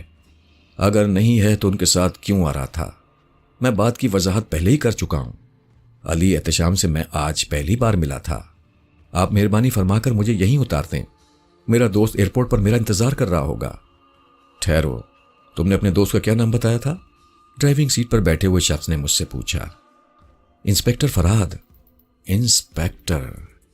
کس محکمے کا انسپیکٹر ہے آپ کا یہ دوست؟ پولیس؟ پولیس؟ اس نے چونک کر میری طرف دیکھا۔ کیا تم بھی پولیس کے آدمی ہو؟ جی نہیں، میرا پولیس سے کوئی تعلق نہیں ہے۔ تو پھر یہ انسپیکٹر آپ کو ریسیو کرنے کے لیے کیوں آ رہا تھا؟ میں یہ بتانا ضروری نہیں سمجھتا، میں نے جھنجھلا کر کہا۔ انسپیکٹر فرہاد میرا دوست ہے اور یہ بات میں آپ کو پہلے بتا چکا ہوں۔ آپ پلیز مجھے یہیں گاڑی سے اتار دیں۔ یہ نہیں ہو سکتا، اس نے پرسکون مگر حتمی لہجے میں کہا۔ کیوں نہیں ہو سکتا؟ میں نے چیخ کر کہا۔ جب تک علی احتشام ہمیں اجازت نہیں دیں گے ہم ایسا نہیں کر سکتے اور تمہیں چھوڑ نہیں سکتے۔ یہ کیا بکواس ہے؟ گاڑی روکی اور مجھے یہیں اتاریے۔ آپ مجھے زبردستی کہیں نہیں لے جا سکتے، میں نے چلاتے ہوئے کہا۔ دیکھو مسٹر، اس نے پلٹ کر میری طرف دیکھتے ہوئے پرسکون لہجے میں کہا، تم نے ہمیں اپنے بارے میں شک میں مبتلا کر دیا ہے۔ مجھے لگتا ہے تمہیں مخالف گروپ نے کسی خاص مقصد کے لیے اسی فلائٹ سے بھیجا ہے۔ میرا اس مخالف گروپ سے کوئی تعلق نہیں ہے، میں نے جھنجھلا کر کہا۔ مگر ہم تمہاری اس بات پر کیسے یقین کر لیں؟ اس نے دوبارہ ونڈ اسکرین پر نظریں جمائیں اور کہنے لگا، جب تک علی احتشام اجازت نہیں دیں گے ہم تمہیں نہیں چھوڑ سکتے۔ تمہارے لیے بہتر یہی ہے کہ چپ چاپ بیٹھے رہو۔ لیکن علی احتشام کہاں ہے؟ گھبراؤ نہیں، ہم انہی کے پاس جا رہے ہیں۔ میں نے پھر کچھ کہنے کا ارادہ کیا مگر اسی وقت عقب سے پولیس کا سائرن سنائی دیا اور اس کے سنتے ہی ڈرائیور نے ایکسیلیٹر پر دباؤ بڑھا دیا۔ میں نے پلٹ کر دیکھا تو مجھے دور پولیس کی ایک گاڑی دکھائی دی جو اسی طرف آ رہی تھی۔ چند ہی لمحوں بعد ہم 0 پوائنٹ پر پہنچ گئے۔ 0 پوائنٹ پر ٹریفک کا زیادہ ہجوم تھا۔ ہماری کار کا ڈرائیور نہایت ہی مہارت سے گاڑی دائیں بائیں لہراتا ہوا تیزی سے آگے بڑھتا رہا اور کچھ دور جانے کے بعد مری جانے والی سڑک پر رک گیا۔ میں نے ایک بار پھر پلٹ کر دیکھا مگر پولیس کی گاڑی کا دور دور تک کہیں پتہ نہ تھا۔ تقریباً 1 گھنٹے کے بعد ہم مری پہنچ گئے۔ مال روڈ سے گزر کر کار قصبے کے اس حصے میں آ گئی جہاں پہاڑی چٹانوں پر دور دور بنگلے بنے ہوئے تھے۔ ایک وسیع بنگلے کے سامنے پہنچ کر کار چند لمحوں کے لیے رکی، پھر جیسے ہی گیٹ کھلا کار بنگلے کے احاطے میں داخل ہو گئی اور اس کے ساتھ ہی گیٹ دوبارہ بند ہو گیا۔ وہ دوسری کار جو ہم سے پہلے ایئرپورٹ سے روانہ ہوئی تھی بنگلے کے اندر موجود تھی۔ ہماری کار بھی اس کے قریب جا کر رک گئی۔ ہم کار سے اترے تو بنگلے کے صدر دروازے میں زرغام بیگ نمودار ہوا۔ جیسے ہی اس کی نگاہ مجھ پر پڑی وہ چونکا اور بے اختیار مسکراہٹ اس کے ہونٹوں پر آ گئی۔ ارے بھائی، ان صاحب کو کیوں تم لوگ اپنے ساتھ لے آئے؟ وہ ہماری کار کے ڈرائیور سے مخاطب ہو کر بولا۔ میں بھی سارے راستے ان کو یہی سمجھاتا رہا ہوں کہ میں علی احتشام کے ساتھ نہیں ہوں، مجھے جانے دو، میں نے تیزی سے کہا۔ زرغام بیگ نے کچھ کہنے کا ارادہ کیا مگر اسی وقت وہ شخص آگے بڑھا اور زرغام بیگ کے کان میں سرگوشیاں کرنے لگا۔ اس کی بات سنتے ہی زرغام بیگ نے 2 بار مجھے چونک کر دیکھا اور رفتہ رفتہ اس کے چہرے پر سنجیدگی طاری ہوتی گئی۔ ٹھیک ہے، تم اس کو اور دوسرے لوگوں کو اندر لے چلو۔ احتشام علی ابھی تھوڑی دیر میں آ رہے ہیں، ان سے پوچھے بغیر ہم کوئی قدم نہیں اٹھا سکتے، زرغام بیگ نے آہستگی سے کہا۔ دیکھیے زرغام بیگ صاحب، میں تیزی سے آگے بڑھ کر بولا، یہ لوگ مجھے غلط فہمی کی بنا پر اپنے ساتھ لے آئے ہیں مگر آپ تو اچھی طرح جانتے ہیں کہ میں احتشام صاحب کے ساتھیوں میں سے نہیں ہوں۔ آپ مہربانی فرما کر مجھے اجازت دیں، میرا جلد سے جلد ایئرپورٹ پہنچنا بہت ضروری ہے۔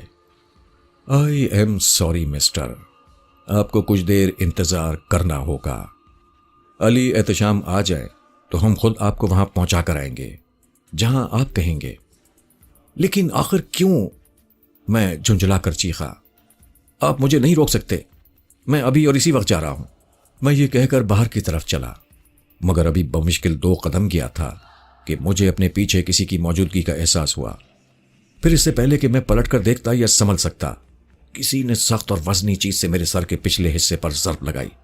میری آنکھوں کے سامنے تارے ناچے اور پھر میرے اعضاء بے جان ہو گئے۔ میری آنکھ کھلی تو میں ایک نیم تاریک کمرے میں نرم بستر پر پڑا تھا۔ بستر کے قریب ہی 2 کھڑکیاں تھیں جو کھلی ہوئی تھیں مگر ان میں سفید رنگ کی آہنی جالی لگی ہوئی تھی۔ کمرے کے 2 دروازے تھے جو بند تھے۔ یہ صورتحال میرے لیے نئی نہیں تھی۔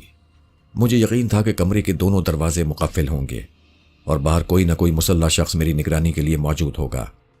پھر بھی میں آنکھ کھلتے ہی بستر سے اترا اور دونوں دروازوں کے ہینڈل کھینچ کر دیکھنے لگا۔ دروازے باہر سے بند تھے۔ میں نے تالے کے سوراخ سے جھانک کر دیکھا تو معلوم ہوا کہ بستر کے سامنے والا دروازہ ایک کوریڈور میں کھلتا ہے جبکہ دوسرا دروازہ ایک اور کشادہ کمرے میں کھلتا ہے۔ उस कमरे में बहुत से लोग मौजूद थे जो जोशीली आवाज़ों में बातें कर रहे थे। ताले के सुराख से मैं कमरे का एक मुख्तसर सा हिस्सा ही देख पाया, मगर मैंने ज़रग़ाम बेग को देख लिया था जो दरवाजे के बिलमुकाबिल एक सोफे पर बैठा हुआ था। उसके अलावा भी मुझे कुछ सूरतें दिखाई थीं, मगर वो सब मेरे लिए अजनबी थे। वो सब ऊंची आवाज़ों में किसी बहस में मसरूफ़ थे, मगर उन बातों का मतलब समझना बहुत मुश्किल था। मैंने ताले के सुराख पर अपना कान रखा तो आवाज़ें खासी वाज़े हो गईं। वो जो कोई भी है, हम ही लोगों में से कोई एक है और उसका पता चलाना इंतहाई मुश्किल है, ज़रग़ाम बेग झुंझलाई हुई आवाज़ में कह रहा था। यह किसी सरकारी खुफिया एजेंसी का काम भी हो सकता है, किसी ने झिझकते हुए कहा।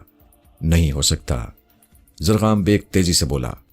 आज के प्रोग्राम से सिर्फ मैं और अली एहतशाम और हमारे करीब तरीन साथी ही आगाह थे, और दुश्मनों को हमारी इस बात से किसी साथी ने आगाह किया है।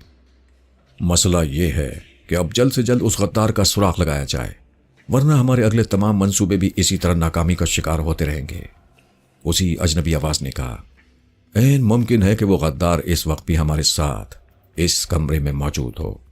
ये अली एहतशाम की आवाज़ थी और मैं उसे सुनते ही चौंक उठा। अली एहतशाम के आने के बाद यकीनन ज़रग़ाम बेग या उसके दूसरे साथियों की गलतफहमी दूर हो गई होगी। फिर आखिर किस लिए उन्होंने मुझे इस कमरे में बंद कर रखा है? मैं दरवाजे पर दस्तक देने का इरादा कर रहा था कि अंदर से आने वाली एक आवाज़ मेरे कानों से टकराई।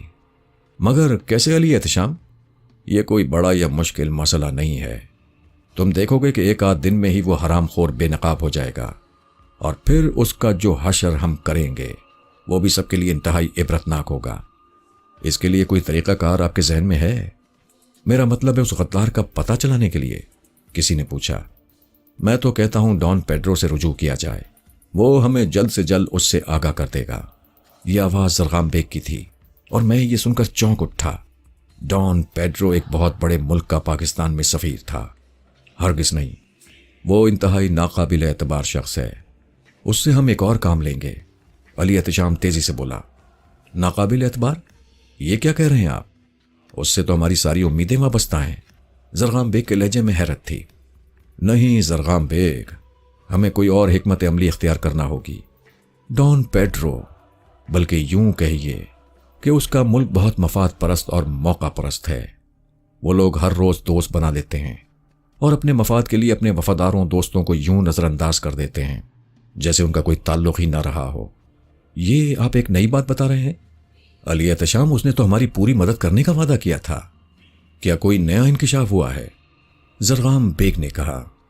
हाँ ज़रग़ाम बेग, अली एहतशाम के लहजे में तासुफ़ था। मैं जो रास्ते में लोगों से अलग हुआ था तो सीधा होटल गया था।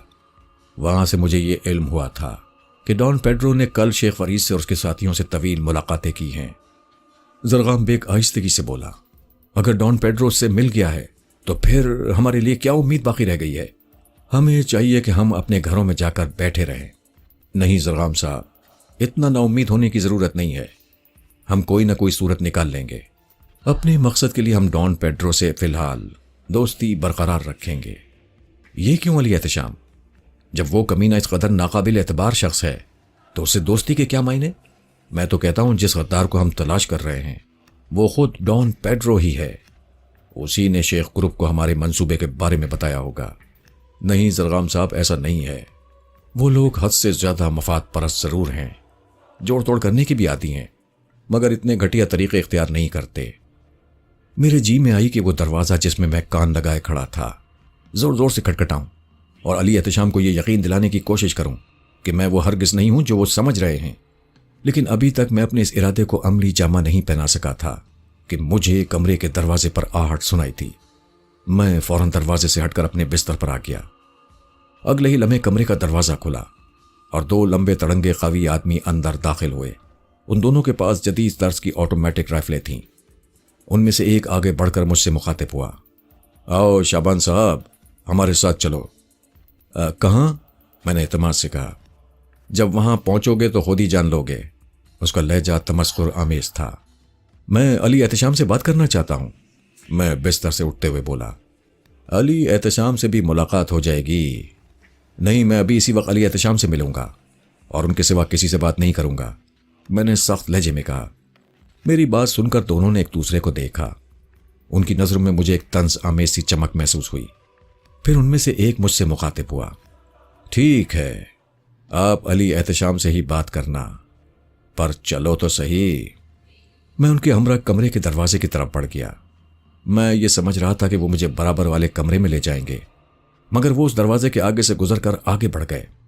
کہاں لے جا رہے ہو مجھے تم؟ میں رک گیا۔ مگر وہ تو شاید اس کمرے میں ہے۔ میں نے دروازے کی طرف اشارہ کیا۔ آپ کو کیسے پتا چلا؟ وہ چونک کر بولا، میں نے ابھی ان کی آواز سنی ہے۔ اپنے کانوں کا علاج کراؤ شعبان صاحب، علی احتشام اس کمرے میں نہیں ہے، وہ تو اوپر والی منزل پر ہے۔ نہیں، وہ اسی کمرے میں ہے، میں نے سختی سے کہا۔ میں ان سے یہی بات کروں گا۔ یار انور، دروازہ کھول کر دکھا دو ان صاحب کو، ان کا شک دور ہو جائے، اس نے جھنجھلا کر اپنے رائفل بردار ساتھی سے کہا۔ رائفل بردار نے آگے بڑھ کر دروازہ کھول دیا۔ میں نے قریب جا کر اندر کا جائزہ لیا۔ یہ بلا شبہ وہی کمرہ تھا جس میں کچھ دیر پہلے میں نے زرغام بیگ اور اس کے ساتھیوں کو دیکھا تھا، مگر اب اس میں دو نامانوس چہرے والے شخص بیٹھے تھے۔ کمرے میں نہ علی احتشام تھا اور نہ زرغام بیگ۔ ہو گئی تسلی؟ آؤ اب ہمارے ساتھ، رائفل بردار نے میرا ہاتھ تھامتے ہوئے کہا۔ میں چل رہا ہوں، ہاتھ چھوڑ دو میرا۔ میں نے ایک جھٹکے سے اپنا ہاتھ چھڑا لیا۔ چند لمحوں کے بعد ہم بالائی منزل پر پہنچ گئے۔ برآمدے سے گزرتے ہوئے میں نے جھانک کر نیچے دیکھا تو مجھے ایک گاڑی عمارت سے باہر جاتی ہوئی دکھائی تھی۔ میرا رائفل بردار نگران مجھے ایک کشادہ کمرے میں لے گیا۔ اس میں سستا سا فرنیچر بے ترتیبی سے بکھرا ہوا تھا۔ کہاں ہے علی احتشام؟ میں نے لہجے کی سختی کو برقرار رکھتے ہوئے پوچھا۔ آپ ادھر ہی بیٹھو، ہم انہیں جا کر خبر کرتے ہیں، ایک رائفل بردار نے کہا، اور دوسرے ہی لمحے وہ دونوں نہایت پھرتی سے باہر نکل گئے۔ میں ایک کرسی پر بیٹھ گیا اور علی احتشام کا انتظار کرنے لگا۔ چند منٹ کی صبر آمیز انتظار کے بعد باہر کسی کے قدموں کی چاپ ابھری، مگر جب دروازہ کھلا تو میں نے دیکھا کہ آنے والے میں علی احتشام ہے نہ زرغام بیگ۔ وہ تعداد میں 3 تھے اور تینوں میرے لیے قطعی اجنبی۔ وہ تینوں کمرے میں داخل ہوئے اور میرے قریب آ کر کھڑے ہو گئے۔ اس کے ساتھ ہی کمرے کا دروازہ بند ہو گیا۔ آنے والوں میں سے ایک، جو دوسروں کی نسبت قدرے عمر رسیدہ تھا، ایک کرسی کھینچ کر میرے مقابل بیٹھ گیا۔ کیسے ہو آپ شعبان صاحب؟ اس نے چند ثانیوں کے بعد گہری نظروں سے میرے چہرے کا جائزہ لیتے رہنے کے بعد کہا۔ میں ٹھیک ہوں، مگر آپ کون ہیں؟ میں نے لا تعلقانہ سنجیدگی سے کہا۔ میرا نام فضل ہے اور میں آپ سے چند سوالات پوچھنا چاہتا ہوں، اس نے لہجے کو دانستہ، مضبوط اور تحکمانہ بناتے ہوئے کہا۔ مگر میں آپ کے یا کسی کے سوال جواب کے دینے کا پابند نہیں ہوں۔ میں علی احتشام سے بات کرنا چاہتا ہوں اور جلد سے جلد یہاں سے جانا چاہتا ہوں۔ ہم بھی یہی چاہتے ہیں شعبان صاحب کہ آپ جلد از جلد چلے جائیں، مگر یہ اسی صورت میں ہو سکتا ہے کہ جب ہماری غلط فہمی دور ہو جائے۔ کیسی غلط فہمی؟ میں آپ کو بتا چکا ہوں کہ میرا… ٹھہریے شعبان صاحب، وہ میری بات کاٹتے ہوئے بولا۔ سوالات میں پوچھوں گا، آپ سے درخواست ہے کہ آپ ہر سوال کا جواب بالکل سچ سچ دیں، کیونکہ اسی طرح ہماری غلط فہمی دور ہو سکتی ہے۔ مگر آپ ہیں کون اور کس حیثیت سے مجھ سے سوالات کر رہے ہیں؟ میں نے آگے کی طرف جھکتے ہوئے درستی سے کہا۔ میں آپ کو پہلے بھی بتا چکا ہوں کہ میں کسی کے سوالات کے جواب دینے کا پابند نہیں ہوں۔ شعبان صاحب، دور اندیش وہ ہوتا ہے جو صورتحال کی حقیقت کو تسلیم کر لے، فضل پرسکون لہجے میں بولا، اور حقیقت یہ ہے کہ آپ اس وقت ہماری تحویل میں ہیں۔ ہمیں یہ شک ہے کہ آپ کا تعلق ہمارے دشمنوں سے ہے۔ ہم اپنا یہ شک دور کرنا چاہتے ہیں اور اسی لیے چند سوالات۔ پہلے یہ بتائیے کہ آپ کی اصلیت کیا ہے اور آپ کے دشمن کون ہیں؟ یہ بتانا ہم ضروری نہیں سمجھتے اور نہ میرے خیال میں اس کا جاننا آپ کے لیے ضروری ہے۔ تو پھر میں بھی کچھ بتانا ضروری نہیں سمجھتا اور نہ یہ جاننا آپ کے لیے ضروری ہے، میں نے فیصلہ کن لہجے میں کہا۔ میرے قریب بیٹھے ہوئے شخص کا چہرہ ایک لمحے کے لیے تاریک ہو گیا، مگر فوراً ہی اس نے اپنے آپ پر قابو پا لیا اور خفیف سی مسکراہٹ کے ساتھ بولا، دیکھیے شعبان صاحب، آپ اپنے لیے مشکلات پیدا کر رہے ہیں، یہی بات میں آپ کے لیے بھی کہہ سکتا ہوں۔ دھمکی دے رہے ہو تم؟ اس نے میری آنکھوں میں دیکھتے ہوئے خشونت آمیز لہجے میں کہا۔ آپ جو چاہیں سمجھ لیں، میں نے کندھے اچکا کر کہا۔ میری یہ بات سنتے ہی فضل کی آنکھوں سے چنگاریاں سی نکلنے لگیں۔ اس نے اپنا دایاں ہاتھ فضا میں بلند کیا اور میرے چہرے پر ضرب لگانے کی کوشش کی، لیکن اس سے پہلے کہ وہ اس میں کامیاب ہو سکتا، میں نے اس کی کلائی کو مضبوطی سے جکڑ لیا۔ اس نے ایک ہاتھ سے اپنا بازو چھڑانے کی کوشش کی، مگر میری گرفت مضبوط تھی۔ فضل کے دونوں ساتھی جو قریب کھڑے خاموشی سے یہ منظر دیکھ رہے تھے، تیزی سے میری طرف بڑھے۔ میں فوراً کرسی سے اٹھ کر کھڑا ہوا۔ فضل کی کلائی ابھی تک میرے ہاتھ میں تھی۔ میں نے پوری قوت سے اسے اپنی طرف جھکا دیا۔ وہ سر کے بل اسی کرسی پر جا گرا جس پر میں چند سیکنڈ پیشتر بیٹھا ہوا تھا۔ میں پھرتی سے ایک طرف ہٹا اور اس کے ساتھیوں کی طرف متوجہ ہوا۔ وہ دونوں میرے بالکل قریب آ پہنچے تھے۔ میں نے وقت کے مختصر ترین وقفے میں ان دونوں کا جائزہ لیا۔ ان میں سے ایک جو نسبتاً مجھ سے زیادہ قریب تھا، چھریرے بدن کا ایک نوجوان تھا، جبکہ دوسرا قدرے پختہ جسم کا تن و من شخص تھا۔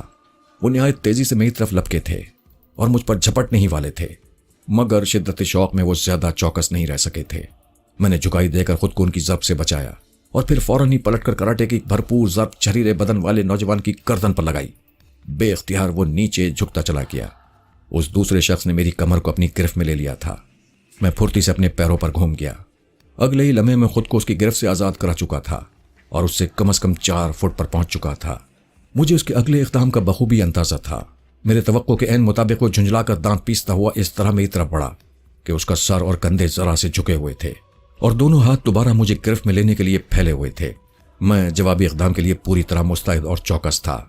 جیسے ہی وہ آگے بڑھا، میری دائیں ٹانگ فضا میں بلند ہوئی اور میرے جوتے کی ایڑی پوری قوت سے اس کے سینے سے ٹکرائی۔ ضرب اتنی شدید تھی کہ اس کے قدم فرش سے اکھڑ گئے اور وہ کمر کے بل کونے میں پڑے ہوئے آہنی پلنگ پر جا گرا، لیکن مجھے سنبھلنے کا موقع نہ ملا۔ ہماری کشمکش کے دوران فضل نہ جانے کب اٹھ کر میری پشت پر آ پہنچا۔ جیسے ہی وہ شخص پلنگ پر گرا، کسی نے سخت اور وزنی چیز سے میرے شانوں کے درمیان ضرب لگائی۔ میں نے پلٹ کر دیکھا تو میری نظر فضل پر پڑی۔ اس کے ہاتھ میں ایک لوہے کی راڈ نظر آ رہی تھی۔ وہ دوسرا وار کرنے کے لیے اسے فضا میں بلند کیے ہوئے تھا۔ میں نے نہایت پھرتی سے اور بر وقت ایک طرف ہٹ کر خود کو اس کی ضرب سے بچایا، ورنہ شاید اس آہنی راڈ سے میرا سر 2 لخت ہو چکا ہوتا۔ میں اسے تیسرا وار کرنے کی مہلت نہیں دے سکتا تھا۔ وہ آہنی راڈ فضا میں گھوم کر جیسے ہی فرش سے ٹکرائی، میں نے لپک کر اس کا دوسرا سرا تھام لیا۔ فضل نے جھنجھلائے ہوئے وحشیانہ انداز میں اس راڈ کو میری گرفت سے چھڑانے کے لیے اپنی طرف کھینچنا شروع کیا۔ اس سے میں نے اندازہ لگایا کہ وہ ایسے کاموں میں تجربے کار یا تربیت یافتہ ہرگز نہیں تھا۔ میں نے راڈ کے دوسرے سرے پر اپنی گرفت مضبوط رکھی اور وقفے وقفے سے اپنی طرف جھٹکے دیتا رہا۔ پھر جب میں نے محسوس کیا کہ وہ دونوں ہاتھوں سے راڈ کو تھام کر اپنے جسم کی تمام تر قوت سے اپنی جانب کھینچ رہا ہے، تو میں نے راڈ کو اچانک چھوڑ دیا۔ فضل اپنے ہی زور میں پیچھے کی طرف لڑکھڑایا اور اس کا دایاں ہاتھ جس سے وہ راڈ تھامے ہوئے تھا بے اختیار فضا میں بلند ہو گیا۔ میں اسی لمحے کا منتظر تھا۔ میری دائیں ٹانگ ایک بار فضا میں پھر بلند ہوئی اور میری جوتے کی نوک پوری طاقت سے اس کی کلائی سے ٹکرائی۔ فضل کے حلق سے ایک کرراہ بلند ہوئی۔ راڈ اس کے ہاتھ سے چھوٹ کر دور جا گری۔ وہ بری طرح اپنا ہاتھ چھٹکنے لگا۔ اپنی دوسری ناکامی پر وہ بری طرح جھنجلا گیا۔ شدید جھنجلاہٹ میں چیختا اور دانت پیستا ہوا دیوانہ وار مجھ پر جھپٹا، مگر اس کا یہ غیظ و غضب اس کے بجائے میرے لیے مفید ثابت ہوا۔ میں نے پہلے تو اس کے دونوں پھیلے ہوئے بازوؤں پر کراٹے کے وار کیے، پھر جب وہ ہٹنے لگا میں نے اسے گھونسوں پر رکھ دیا۔ چند ہی لمحوں کے بعد فضل فرش پر بے ہوش پڑا تھا۔ اس کے چہرے پر جا بجا نیل پڑے تھے اور ناک اور ہونٹوں سے خون بہ رہا تھا۔ اس دوران فضل کے دونوں ساتھی پوری طرح ہوش میں آ چکے تھے۔ شریر بدن کا آدمی جو بڑے جوش میں میری طرف بڑھا تھا، فضل کا حشر دیکھ کر اچانک پیچھے ہٹا اور دروازہ کھول کر کمرے سے باہر نکل گیا، مگر فضل کا دوسرا ساتھی نہایت بے خوفی سے مجھ پر حملہ آور ہوا۔ میں اس دروازے کی جانب رخ کیے کھڑا تھا جب اچانک اس کا زوردار گھونسا میری گردن پر پڑا۔ میں نہایت پھرتی سے اس کی طرف مڑا، مگر وہ دوسری ضرب میرے چبڑے پر لگانے میں کامیاب ہو گیا۔ ضرب خاصی شدید تھی۔ مجھے یوں لگا جیسے میرے منہ کے اندر کا گوشت کٹ گیا ہے۔ پھر جب خون کا ذائقہ میں نے اپنی زبان پر محسوس کیا تو تیش کی ایک لہر میرے رگ و پے میں جھنجلا گئی۔ وہ مجھ پر ضرب لگانے کے لیے نہایت مستعدی کے ساتھ پیچھے ہٹ گیا تھا، اتنا پیچھے کہ میرا ہاتھ اس کے چہرے یا جسم تک نہیں پہنچ سکتا تھا۔ میرے پاس اپنی ٹانگ استعمال کرنے کے سوا کوئی چارہ نہ تھا اور میں نے بلا سوچے سمجھے یہی کیا بھی، لیکن یہ میری غلطی تھی۔ فضل کا وہ تنومند ساتھی میرا یہی داؤ ابھی چند منٹ پہلے بھگت چکا تھا، اس لیے وہ میری طرف سے غافل نہ تھا، بلکہ شاید وہ میرے اسی داؤ کا منتظر تھا۔ اس کی نظریں میری ٹانگ پر ہی جمی ہوئی تھیں۔ نہایت تیزی سے پیچھے ہٹ کر اس نے اپنے آپ کو میری اس ضرب سے بچایا، اور پھر اس سے پہلے کہ میرا پاؤں دوبارہ اپنے مقام پر آتا، اس نے دونوں ہاتھوں سے میری پنڈلی کو جکڑ لیا اور پوری طاقت سے اپنی طرف جھکا دیا۔ میرے لیے اس کی یہ حرکت قطعی غیر متوقع تھی۔ میں ایک پیر پر اپنے جسم کا توازن برقرار نہ رکھ سکا اور کمر کے بل فرش پر آ گرا۔ اس نے مجھے سنبھلنے کا موقع نہیں دیا اور دھاڑتا ہوا مجھ پر آن گرا۔ دونوں گھٹنے میرے پیٹ پر رکھ کر اس نے چند زوردار ضربیں میرے چہرے پر لگائی۔ मैंने बायां हाथ उठाकर उसके अगले वार को रोका और दाएं हाथ से उसके नरखरे को दबोच लिया। मेरी उंगलियां चश्मे ज़दन में उसके गले में इतनी मजबूती और गहरी पैवस्त हो गईं कि वो बेख्तियार तड़पने लगा। जब मुझे ये एहसास हो गया कि अब वो मुझ पर ज़रब लगाने के काबिल नहीं रहा तो मैंने उसका बाजू छोड़ा और बाएं हाथ से कराटे की चंद ज़रबे उसकी पेशानी, नाक और कनपटी पर लगाईं। वो शख्स उछलकर मेरे पेट पर से उठ खड़ा हुआ और बेख्तियार अपना गला सहलाने लगा। अब उसे मजीद 1 सेकंड की मोहलत देना भी खतरनाक था। मैं भी उछलकर फर्श से उठा और फजल की तरह उस पर भी लगातार घूंसों की बारिश कर दी। उसके हलक से चंद जोरदार चीखें और कर्राहें बुलंद हुईं और फिर कुछ ही देर बाद वो भी मुंह के बल फर्श पर गिर पड़ा। मैं मुंतजिर नजरों से उसकी तरफ और फजल की तरफ देख रहा था, मगर वो दोनों बेहरकत थे। मैं मुतमईन होकर दरवाजे की जानिब लपका, मगर मेरा ये इत्मीनान लम्हाती साबित हुआ। अभी मैं दरवाजे से 1-2 कदम दूर ही था कि दरवाज़ा एक जोरदार धमाके से खुला और इसके साथ ही 5-6 आदमी अंदर आ गए। उनमें से 2 वही राइफल बरदार थे जो मुझे इस कमरे में लाए थे। उनकी राइफलों की नालें मेरी तरफ उठी हुई थीं और उनकी उंगलियां ट्रैगर पर जमी थीं। बाकी 3 अफराद में से भी एक के हाथ में रिवॉल्वर और एक के हाथ में चाकू नजर आ रहा था, जबकि तीसरा शख्स गैर मुसल्ला था और वही सबसे आगे था। हाथ ऊपर उठा लो, गैर मुसल्ला शख्स ने मुझसे मुखातिब होकर दुरुस्ती से कहा और उचटती नज़र से फर्श पर पड़े फजल और उसके साथी की बेसाकत जिस्मों को देखा। तामील के सिवा कोई चारा ना था। मैंने दोनों हाथ उठा लिए। वो शख्स मेरी तरफ से मुतमईन होकर तेजी से फजल और उसके बेहोश साथी की तरफ बढ़ा। चंद सेकंड तक उनकी नब्ज़ें टटोलता रहा, फिर पलटकर अपने साथ आने वालों से मुखातिब हुआ, जल्दी से किसी डॉक्टर को फ़ोन करो और हाँ, इस खबीस को भी नीचे ले जाओ।